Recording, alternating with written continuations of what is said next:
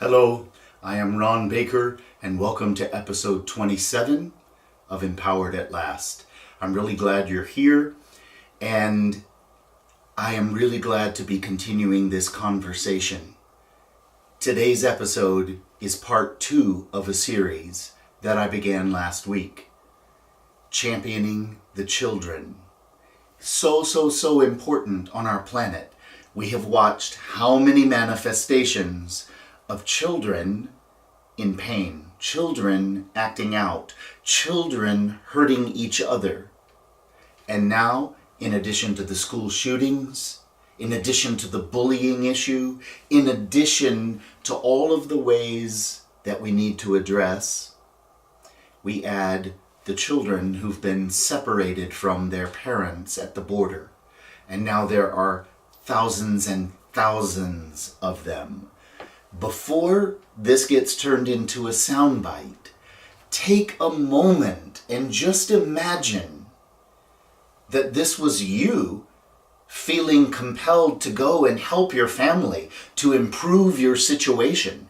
Just imagine when you've changed your job or when you've needed to move to a bigger home so that you could better accommodate the needs of your children. Now imagine if in moving out to go to a better place, at the corner, there's a barricade that says, no, you cannot go. Imagine that for attempting to make this choice, your children are literally ripped away from you. This has happened many times in history. Just imagine it as you would feel it. Don't turn it into a soundbite. We are so numbed out by the constancy of challenges. And because we haven't known how to create a solution, the nervous system does this clever little thing of making it small and, oh yeah, someone else will work that, will work that out. That's not the way it works. Clearly, it's not resolved in the world as a major issue. So when things happen, I think it's so important that we put ourselves in others' shoes. Sure, this is a complex issue. I am not naive to think that we just need to open up the border and allow everyone to come across. But this is not really the issue in its biggest sense. The biggest issue is, yes, there need to be systems that support people being able to improve their lives all around the world. All around the world. And there are systems that are working in many parts of the world. And we need to all learn from each other, and we need to all inspire each other, and we need to all do our part rather than just being caught up in the wounded focus of me. Now, I'm not shaming the wounded focus of me. I know what that comes from. It comes from when we were children, not trusting that we were truly nurtured, not trusting that we truly mattered. This is not blame and shame. This is reality that we have lived in a world that has not had a clear emotional education and a clear nurturing education. We think that if we put a roof over our heads and food on the table, that somehow everything should be fine. Well, we don't have to look very far to find out that most people do not feel fine. Ask yourself some really honest questions. Name 5 people you know who are so deeply happy and fulfilled and trust that they know how to improve their lives and fulfill their lives, and physically, mentally, emotionally, sexually, spiritually, they feel clear and fulfilled. Just try to name 1 or 2, much less 5. Try to name 5 relationships that you think are profound, that grow and deepen, that you would want your relationship to be modeled after.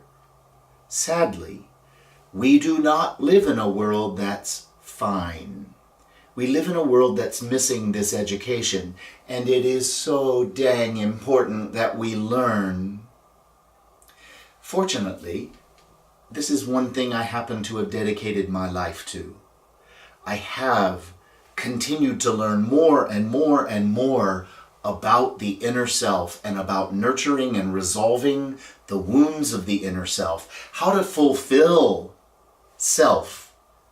I know so much more than when I began my journey. I've been sharing with thousands of people around the world how to do this in various ways. I have a school of self-mastery in New York City where I teach people, thousands of people around the world for 22 years. And it keeps getting better and deeper and richer and more effective. But we all need to ask ourselves really honestly, am I fulfilled? Do I know how to champion the child within me? Do I know how to create solutions? Do I know how to stand in my truth, trusting that my needs are met by my own choices, by my support structure of people that I've created and invested in? Do I trust all of that so that I can then become proactive in helping tons of others, inspiring them into the choices that are working so well for you? I would love it if you could answer, yes, that is me. I am so invested and clear. I would love that to be your answer. But I live in the same world that you do, and I know how rare it is. We're all doing the best we know how, and hopefully, like me, you are learning more and more and more. But if you need a clear way to champion and resolve your inner self so that you can come into all your relationships and into your job and into your life with clear answers, clear approaches, nurturing and valuing all of it, I know that's possible. That is what I teach at ronbaker.net. It's what I'm giving clues and hints about here. So now, as we do this exploration of championing the children, I want to tell you a story that took place for me when I was in my first career performing all over the world, Broadway and opera. I had a gig where I was one of 4 New York singers.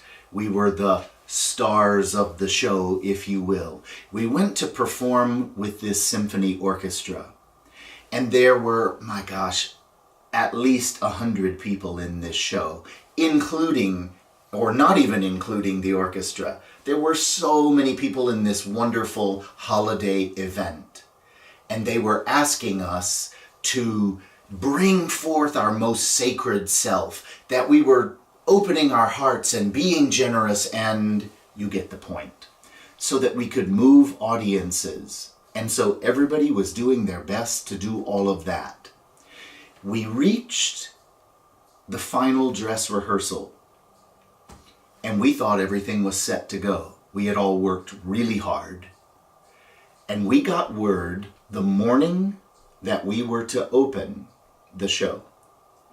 The morning that we were to open, we got word that they needed to make some changes.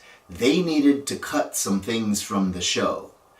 The 4 of us from New York were all in a car going to this meeting, trying to find out what was happening. What we had gotten wind of is that some of the songs in the show that were our favorite songs in the show were about to be cut. And so we were going to find out. We got into this meeting where the head of the symphony and the director and the musical director and a whole team of people were sitting there and explained to us that they realized the show was too long and they needed to make some cuts, and so they decided to cut these songs. I don't know about you, but I have a very clear BS meter, and when I'm handed a story that is not resonating, I can feel it right here. And this didn't make any sense to me. Why would you cut the best songs in the show in order to shorten the show? Well, as it turns out, what came out in the truth later is that the resident composer had come to the dress rehearsal. He didn't write these songs that were getting huge responses from the audience, and because of his ego, which I understand, we all have wounds and an ego, but because of his ego getting hit and he didn't want somebody to outshine him, they were going to cut these songs. Well, included in these songs was a song sung by Tiny Tim. You may know A Christmas Carol with Scrooge and Tiny Tim. Tiny Tim is a handicapped child who is so innocent and full of heart and love, in spite of his challenges, that he's the heart of the show. And they were going to cut his song as well. Well, I expected all four of the New York singers who were talking about this on the way to stand in their truth and say, we don't understand and we don't agree with this. And what happened is that, like some of my prior choices as well, these people all became afraid. If I speak up, if I speak my truth, if I challenge the system,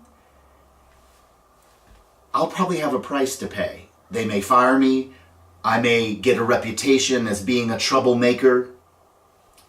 And so the three of them nodded and yesed the people and were like, okay, this is what's happening. I had done this in my history in other moments, so I don't want to make myself sound... What I do want to say about myself is that I reached a moment where I was finally ready to take a stand. I was finally ready to champion the child. I was finally ready to make what mattered to me more important than what I feared. They could tell that this was rising in me as they shared, and it made no sense whatsoever, and it truly was not what I perceived or my other colleagues perceived was for the good of the show. And so they said, Ron, it seems like you have a lot going on in there. What would you like to say?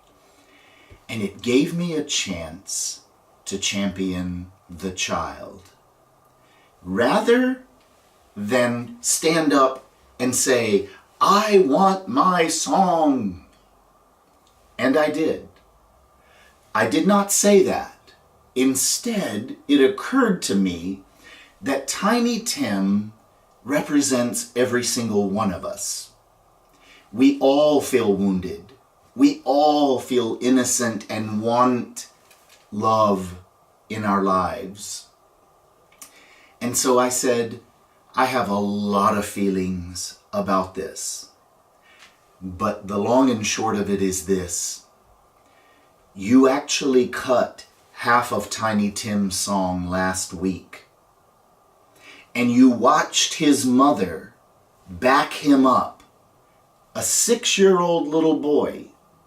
She backed him up and she said, in earshot of a lot of us, if you were good enough, they wouldn't have cut your song.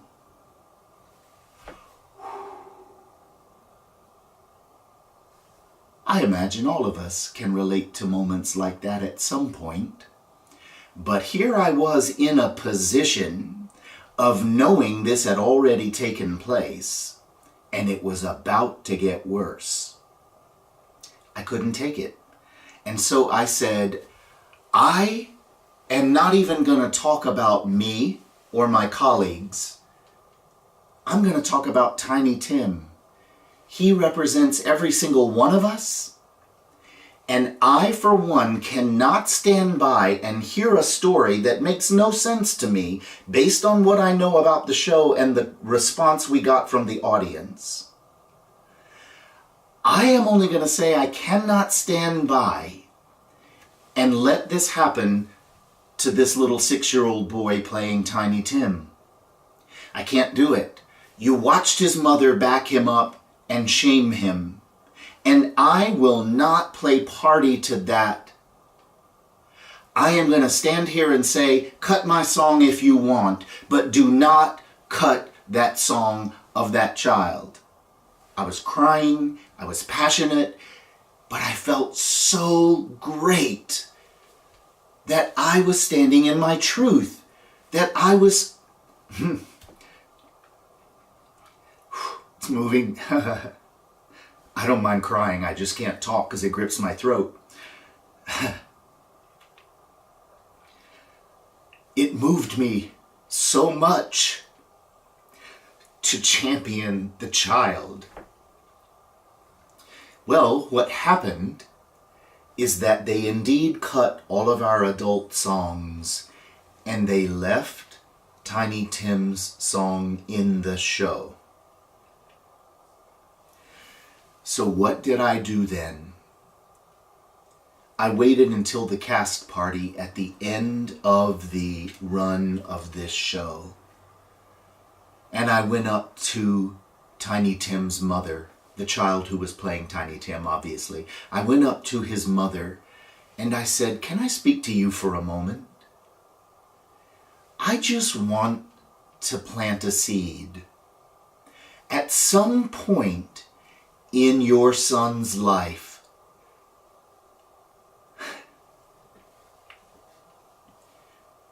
when he really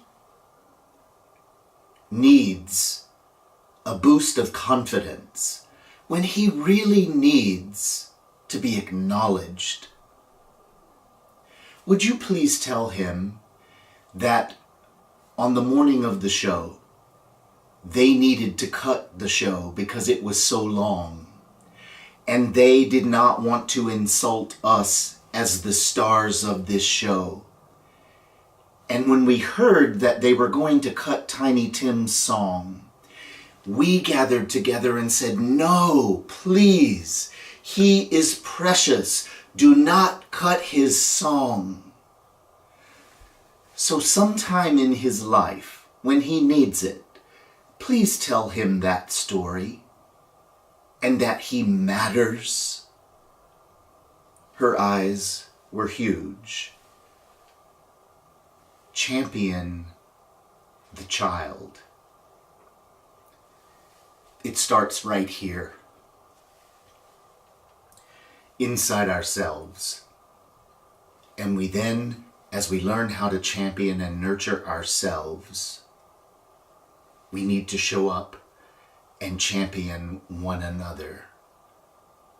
That is what is going to allow every person to gradually learn that we all matter and that our needs can be met, and that if we learn to nurture ourselves, we will naturally nurture each other, and everyone in the world can gradually learn to become a part of the solution.